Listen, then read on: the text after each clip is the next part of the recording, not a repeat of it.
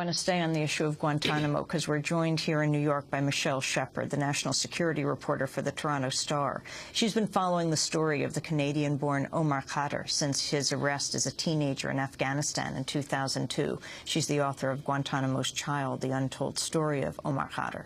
Well, Michelle Shepard was among 4 journalists who've recently been banned from covering military commissions in Guantanamo for publishing the name of an interrogator involved in the case of Omar Khadr. The other journalists are Carol Rosenberg from the Miami Herald, the Globe and Mail's Paul Coring, and Stephen Edwards from CanWest News Service. Under the Pentagon's rules, journalists are not allowed to disclose the name of witnesses at Gitmo trials, and were asked to always refer to the witness as Interrogator Number 1. But the name of the so-called Interrogator Number 1 is in the public domain. In 2008, Damien Corsetti was publicly identified as Khadr's interrogator during a hearing in Guantanamo, and later that year, he gave an on-the-record interview with Michelle Shepard in which he denied torturing 15-year-old Khadr in Bagram. Khadr's defense argues his confessions were obtained through coercion by Corsetti. Well, Michelle Shepard, welcome to Democracy Now! You have appealed the military's ban on you. We have the appeal outstanding now. Hope to hear in the next week what the result of that is. I just want to correct one detail. Damien Corsetti was one of the interrogators at Bagram, but it's actually a different interrogator who had his identity protected in this case. The issue is that we were told, according to protective orders in the court, that he had to be referred to as Interrogator 1. And Corsetti was not Interrogator 1. No, that's right. He was a separate interrogator. But as you mentioned, Interrogator 1 was somebody who I had an on-the-record interview with in 2008. In fact, he called me, and at that time we used his name. And ironically, what he said during the interview was that he looked forward to testifying to clear his name. This was the backdrop for the 2 weeks that we were covering the pretrial hearings for Omar Khadr. We tried to appeal the protective order, appeal to the judge. I personally sent the judge a note saying that we don't have attorneys in Guantanamo, but we'd like to make a submission that we don't believe there can be a blanket protective order on every witness that testifies. And in this case in particular, this is somebody who had a court-martial, was publicly identified and convicted. And he is. His name is? Joshua Klaus, and he was convicted for being involved in the death of another detainee. And this detainee was made very famous at Bagram. Well, that's right. The detainee was an Afghani taxi driver by the name of Dilawar, and he was the subject of an Oscar-winning film called Taxi: The Dark Side. Interrogator 1 was part of that documentary. So we have this blanket protective order that applies to all witnesses. And I just want to point out that it's not the protective orders themselves.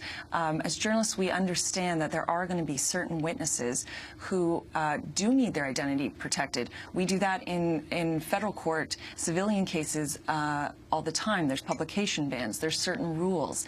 And there are going to be witnesses who need their identity protected for security reasons. They might be deployed again. They might have issues with their family. But this was it's a blanket order that we had no way to appeal.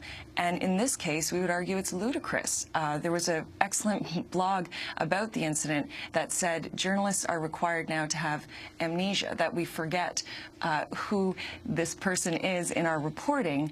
And because we're actually the ones on the ground reporting, doing the first-hand reporting, we're restricted from mentioning facts that some blogger in his basement in Ohio can mention because he's not in Guantanamo.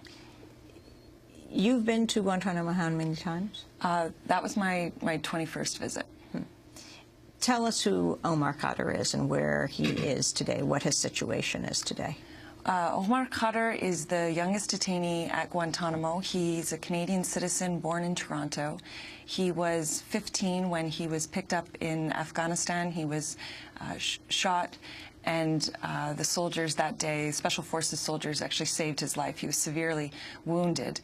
The Pentagon has alleged that during the firefight when he was captured, he threw a grenade that fatally wounded Delta Force soldier Christopher Spear. So he's been charged with 5 war crimes, including murder, for Spears' death. His case is set to be the first to take place under the Obama administration, and he's being charged in the military commissions there. And this is under the Obama administration that you have been banned. Well, that's right. You know, the journalists, all 4 of us, were there when the inauguration took place, and we covered. In Guantanamo. We were in Guantanamo. It was actually a Omar Khadr hearing, and the judge delayed the hearing so that everybody on the base could to watch the inauguration. 2 days later, the executive order was signed. We were all there, and you know, ironically, we were sort of saying our goodbyes to a place that we've spent a lot of time reporting, and I've been on many trips since. The significance of this ban on some of the most, I mean, you 4 among the most experienced reporters there.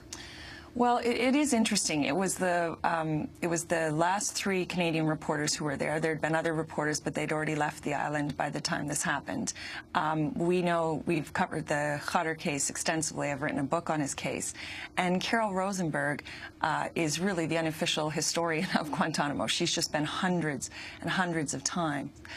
I don't think that was the intention to, you know, any kind of malice to get rid of us, but I do think that the Pentagon might benefit in terms of the negative publicity that comes out of Guantanamo to have people there who are there for the first time. So do I think our coverage of Guantanamo would suffer, our coverage of the case would suffer because you don't have experienced journalists there? Absolutely.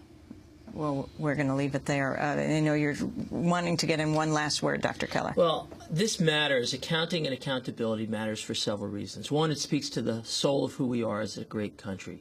2, I believe we've made the world a much more dangerous place for ourselves and for my current and future patients. We've made it more likely, I fear, that torture will happen around the world. So we need to get this right.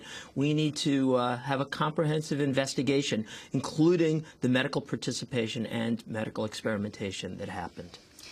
Leave it there. Michelle Shepard, thank you for being with us. Her book is Guantanamo's Child. She is a reporter for the Toronto Star, has been banned by the Obama's military from returning to Guantanamo, has appealed that decision, and we will report on the results.